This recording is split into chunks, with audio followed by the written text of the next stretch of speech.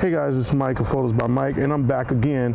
Yesterday I started a little review on the DJI Crystal Sky. I didn't get to finish it, so I'm here at the Flight Club to finish the DJI Crystal Sky review so that you guys can check it out and see what's going on. First of all, first question that you're probably going to ask is the DJI Crystal Sky for me? If you're an amateur or a hobbyist, no, it is not for you. It's over expensive for what you want to do. You can go get an iPad mini for about $346 and do exactly what you're doing with the DJI Sky, except for the little added things that it does for a professional production. And that's what this thing is really made for. Now, if you're looking at the different sizes, because there's 3 models of the DJI Crystal Sky. The first model is the model that I have, and that model is the 5.5 Crystal Sky, which you see the box for it right here. The second model is the 7.85, and then there's the 7.85 Ultra High. Now, what happens is each time you go into one of these models, there's something different about it that brings it up and that steps up the price. Now, each model comes with certain things that I'll show you, but first what I want to do is I'm going to unbox my Crystal Sky right here so you can see what it comes with. It's pretty easy. I mean, this unboxing should take no more than a couple of minutes. And basically, what you have is you have your box, and you just push out the little insert. And in that little insert, there's a pad. You pull a pad off, and there's your Crystal Sky. This is the Crystal Sky. It's nothing big, really easy. So each Crystal Sky, whether it's the 5.5, the 7.85, or the 7.85 Ultra High, comes with the screen, and you're measuring from here to here diagonally. So this is the 5.5. The 7.85 is 7.85 across big, and the 7.85 Ultra High has some extra stuff built into it. On the side, it has a HDMI out, which I hope you can see. HDMI out. It has a USB out. It has a USB micro in and a headphone out. Under the bottom, it has a 2-card slot. Now, these aren't in the same position on every model, but it does have all of this in every model. You have the 2-card slot. Each card slot can hold up to a 128 gigabyte SD chip, micro SD chip. You have the USB-C, which is your input. And on this side, you have function buttons. Now, each of these function buttons are a little different. You have the power button. You have a F1 programmable function button. You have a settings button. You have a F2 programmable function button and a return to menu button. And this is a touchscreen monitor. On the top, right across here, is where all the stuff is for your GPS and your compass and everything, which is on this. On the back side, you have the setting plate with all the information on it for your battery, and you have a battery release. Other things that are in the box is you have a battery manual and the Crystal Sky manual. So those 2 manuals are in there. And along with that, set those there because it's a little bit windy, comes with a battery for the 5.5. The 7.85 has 2 batteries included. The battery has a light illuminator on the back to tell you how much power is being used, and you have a docking cradle which can charge 2 batteries at one time. It has the external power plug, which that's another thing, because you actually have to buy a charger, and I think the chargers are running like $40. But there is a clip for the Mavic Pro that you can put on there that costs about $14 that'll work as a charger also. You have a toggle switch which toggles on sound and on and off. You have a USB supply here and a micro USB supply on the side. All of this you can download. You can use your OSR reader and download manuals from the internet also. So that's all that comes in the kit. The battery is quite simple. Here's your prong points. Your prongs that are on the battery are right here. and all you do is you simply lay the battery in and push it in, and you're ready to go. So that's basically it for the basic all-around model. So let's talk about pricing. So pricing, a regular iPad mini 4 runs about $365. The Crystal Sky 5.5 that you just saw runs about $465.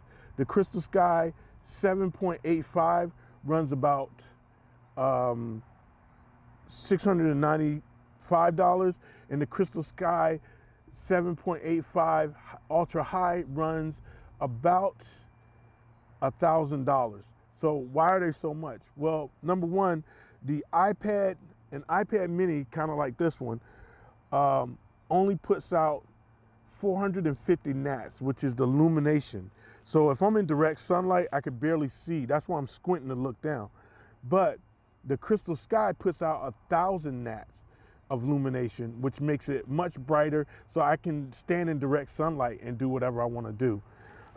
Also, it has the 2 ports for the SD cards, which this only has 128 gigs on it installed. I can't remove the SD cards. I can't do anything. One of the other biggest things is it has the HDMI out, which I can go to another viewing unit or add into my Sling Studio, which I'll get into in a couple of seconds. So that's what makes that one $465.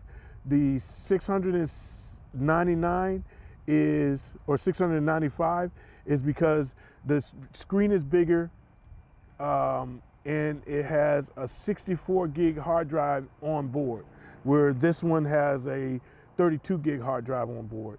The high res kicks out 2,000 nats of illumination, which makes it really bright, so it doesn't strain your eye as much when you're filming or you're out there doing something professional. So yeah, these are professional model gadgets for you to use when you're doing filming and when you're doing your other stuff.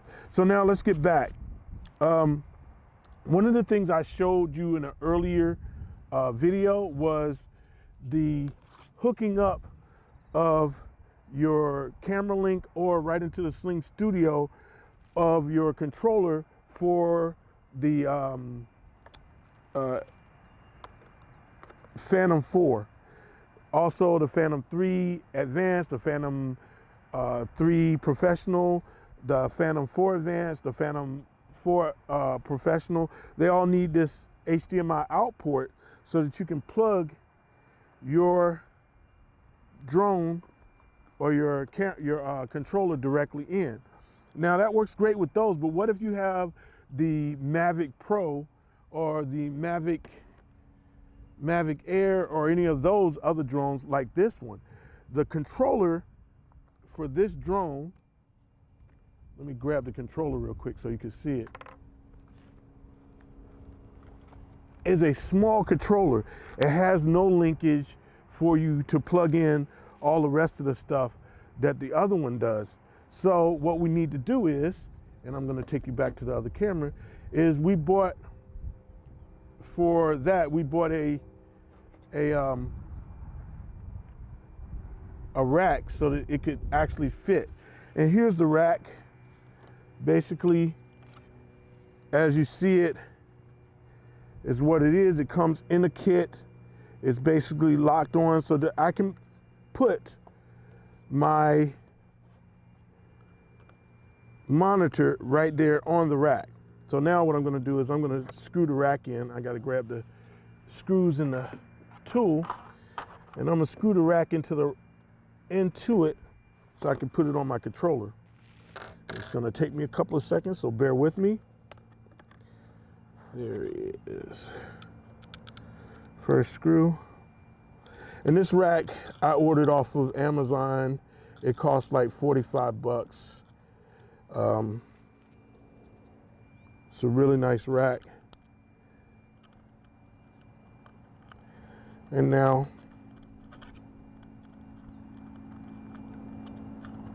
Just 2 extra screws, tighten them in, and then I have to remove my data cord from my controller that plugs into my cell phone when I put my cell phone on. And then I could take my rack and simply slide it in to the arms and fold the arms down around it here. Then I take a data cable from the main USB port here, place that in. Sorry about the shadows, I'm in sunlight. Here, run it back up through here, and then to the bottom side of my controller. And now I have everything set up and ready to go to my system. Now what I'm going to do is I'm going to actually come back to me,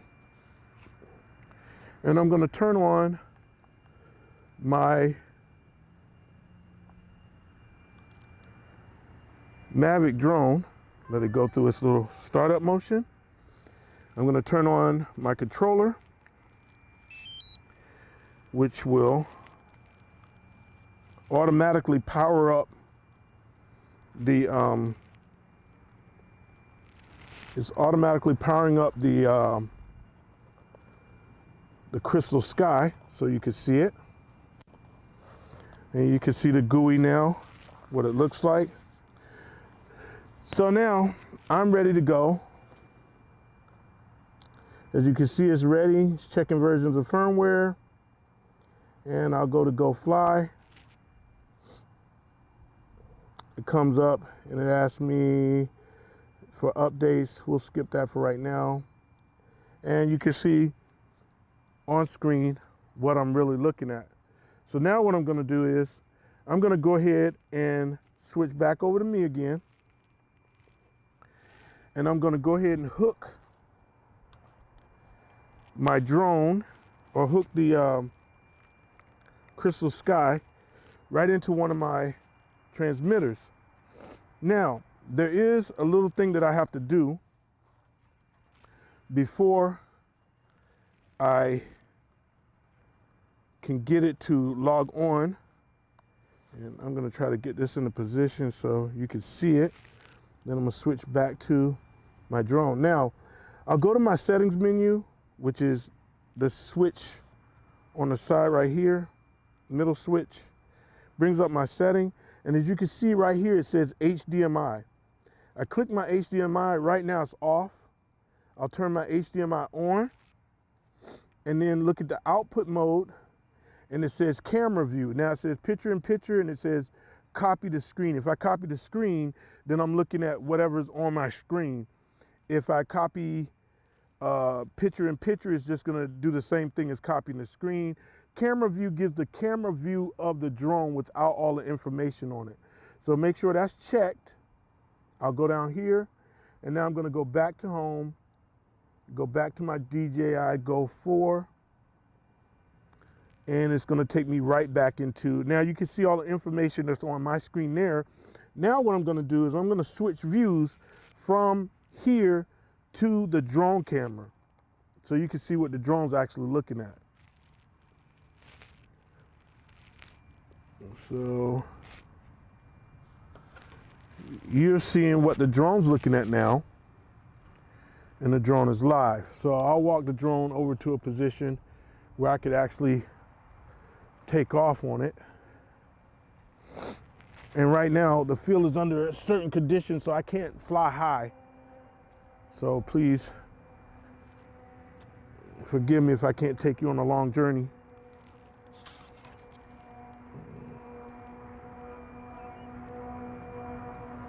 Okay, hopefully I'm back still broadcasting. All right, so you can see the drone is ready to go. All right, so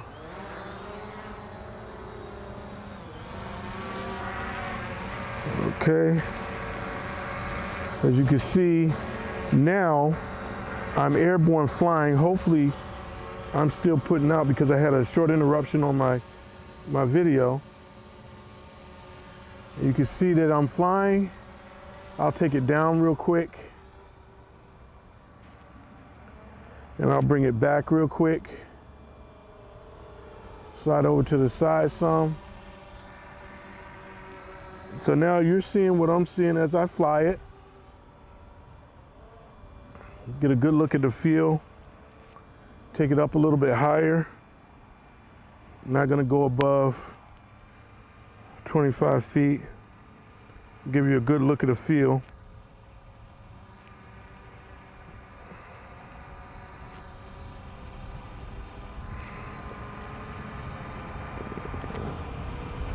It's really looking good. Let me switch back over to me now.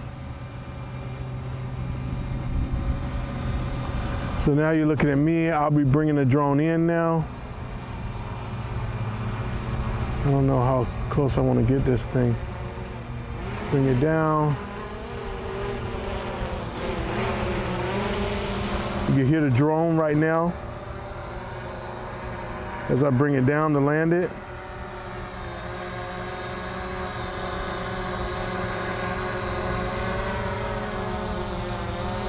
Really precise.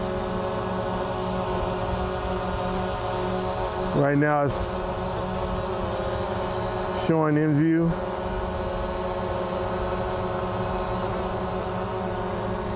Okay, and I'll bring it down.